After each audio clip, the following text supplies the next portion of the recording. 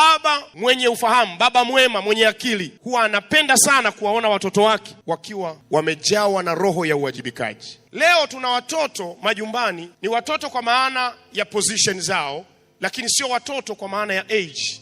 Ni watu wazima, wamekuwa. Growth rate imechange. Hatukusubiri wewe na miaka 18 kukuita mtu mzima. Leo wewe ni mtu mzima kuanzia 13. Tutakuvumilia ukiwa na miaka 12 kurudi chini. Ukiingia miaka 13, kwa mujibu wa kanisa letu sisi, tunakuhamisha stage. Unatoka kwa watoto unakwenda teenagers, level ya kwanza. Tunakutazamia uwe na akili na ufahamu.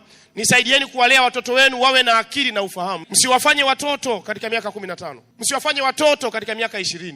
Sio watoto hao. Wasaidieni kujielewa na kujitambua. Iko siku wataishi peke yao. Wakati wa kufua wapeni nguo wafue za kwao wanazoweza kufua. Kuosha vyombo waoshe. Mahali pa kudeki wadeki wao. Hautaishi naye milele huyo. Kuna mahali ataenda, atatakiwa kuwajibika kufanya kazi. Nisaidieni kuwasaidia hawa Mungu aliyotupa kuwa watoto kwetu, kuwajibika na kuyawajibikia maisha yao.